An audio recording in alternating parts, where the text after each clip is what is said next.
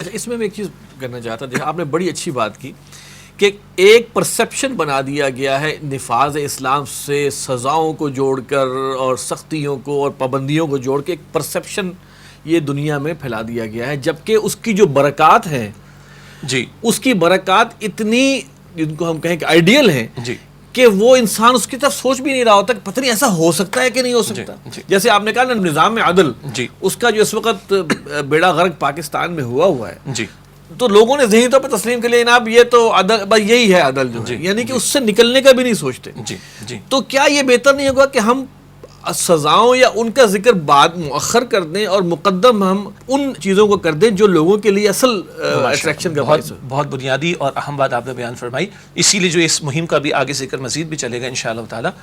ہم بھی جو فوکس کرنا چاہ رہے ہیں ایک نقطہ یہ بھی ہے کہ اسلام ایک عادلانہ معاشرہ قائم کرنا چاہتا ہے، ایک پاکیزہ معاشرہ قائم کرنا چاہتا ہے کہ جہاں جرائم کے امکانات کم سے کم ہو جائیں، پھر لوگوں کا اجتماعی ضمیر ایسا بیدار ہو کہ جرائم کی طرف توجہ کا معاملہ نہ رہے.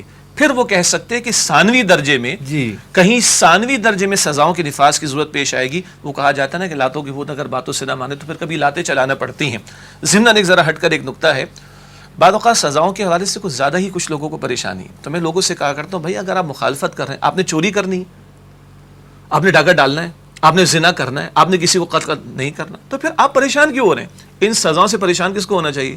جو یہ کریں گے، جس نے قتل کرنا ہو، جس نے چوری کرنی ہو، جس نے ڈاکہ ڈالنا ہو. یہ ذرا ضمنی ایک نقطہ ہے. اور آپ نے برکات کی بات کی، غالباً صدر نکسن نے شاہ فیصل مرحوم سے پوچھا تھا یہ سعودی عرب میں تو بڑی سخت سزائیں دیتے ہو، کہا ایک تو ہمارے رب کا حکم ہے، اس کی برکات کیا ہیں؟ برکات یہ ہیں کہ ہمارے ہاں سال بھر میں جو جرائم ہوتے ہیں تمہاری ایک اسٹیٹ کے اندر ایک دو دن کے اندر ہو جاتے ہیں. اور آپ نے پڑوسی ملک کی بات کی تھی، افغانستان میں جب طالبان ماضی میں کبھی آئے تھے کچھ عرصے کے لیے، گو کہ وار لائک سچویشن میں آئے تھے اور وار لائک سچویشن میں چلے گئے تھے، اس زمانے میں کابل کے علاقے میں اور دیگر علاقوں میں سکھوں نے کہا اور ہندوؤں نے کہا ہم اپنی دکانیں کھلی چھوڑ کر چلے جاتے تھے. ہمیں پتا تھا کہ اگر کوئی دو ہاتھ چوری کرنے کے لیے اٹھیں گے تو ان کے لیے سزا کا نظام بھی یہاں پر موجود ہے. تو ان کی برکات سے تو کوئی انکار نہیں کیا جا سکتا. لیکن یہ پرسیپشن کہ جب بھی نفاذ دین اسلام کی بات ہوگی اس سے مراد سزاؤں ہی کا نفاذ، یہ بات درست نہیں ہے. عادلانہ نظام، پاکیزہ معاشرہ جہاں اجتماعی ضمیر لوگوں کا بیدار ہو اور جرائم کی روک تھام ویسے ہی ہو جائے کہ اس کی طرف جانے کی کوشش نہ کرے. اور اگر پھر بھی کوئی شوقیہ کرتا ہے اور ان سارے پاکیزگی کے باوجود، عادلانہ نظام کے باوجود اس طرف جانے کی کوشش کرتا ہے تو پھر وہ آخری درجے کے اندر وہ لاسٹ ریزورٹ ہے کہ سزاؤں کا نفاذ بھی ہوگا. وہ مجھے یاد آیا اسی سے نا کہ جیسے بے نظیر نے ایک اسلامی سزاؤں کے حوالے سے ایک جملہ کہہ دیا تھا. جی جی تو یہ یعنی کہ یہ ایک بڑی سازش ہے کہ مثبت چیز مت دکھاؤ، جی ورنہ وہ عوام کھڑی ہوگی تو یہی ان کے جو جاگیردار اور ان کے جو یہ ویسٹرن انٹرسٹ والے لوگ ہیں جی انہی کے خلاف کھڑی ہوگی. ظاہری بات ہے وہی تو امن و سکون کو کھا رہے ہیں، وہی عدل کو کھا رہے ہیں، وہی لوگوں کے حقوق کھا رہے ہیں، وہی امیر سے امیر تر ہوئے جا رہے ہیں اور غریب آدمی غریب سے غریب تر ہو رہا ہے. آپ دیکھیں نا جس معاشرے کے اندر ایک طرف ہاسپٹلس میں آپ چلے جائیں، گورنمنٹ ہاسپٹلس کے اندر، جی آپ کے بھی تجربات ہیں، میرے بھی تجربات ہیں، خون کا آنسو نکل آتے ہیں. اور دوسری طرف اسی معاشرے کے اندر کچھ گھرانوں کے لیے جن کے کتوں کے لیے ایئر ایمبولینس سنگاپور سے آتی ہے اور جانور کو لے کے یو ایس سے جاتی ہے اس کا علاج کرانے کے لیے.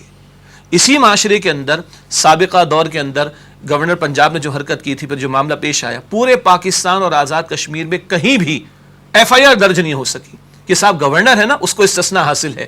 یہ کون سا ظلم ہے بھائی جو آپ نے روا رکھا ہے؟ تو اسلام تو وہ اچھا یہ کیچنگ ورڈ ہے. دی میسج تو اکثر لوگوں کو یاد ہوگی 40-50 برس کی عمر کے ہیں. اس کے بعد ایک امپائر آف فیتھ کے نام سے ڈاکیومنٹری بنی تھی جس میں غیر مسلم جو بھی اسکالرس تھے ان کے کوٹیشنس تھے بلکہ انٹرویوز تھے. سب کی باتوں کا ایک کامن جملہ تھا، the beauty of the teachings of prophet Muhammad صلی اللہ علیہ وسلم is the catching word justice. Muhammad صلی اللہ علیہ وسلم کی تعلیمات کا خوبصورت ترین نقطہ کیا ہے؟ عدل کی بات کی ہے.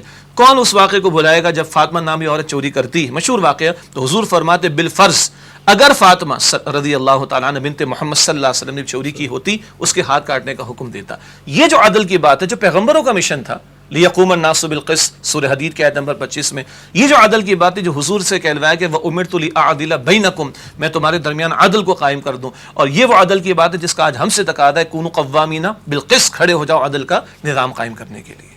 اچھا، اس میں یعنی کہ ہم یہ سمجھتے ہیں کہ یہ جو کیمپین آپ کی ہے اس کے اندر جو اس کی برکات سے، کیونکہ لوگوں کو یہ بظاہر ناممکن، ابھی جو جس چکی میں پس رہے ہیں اس میں بظاہر ممکن نظر آتا ہے کہ عدل کا نظام بھی ٹھیک ہوگا، لیکن ہے وہ اسلام کے ساتھ ہی مشروط. یہ بات بالکل صحیح.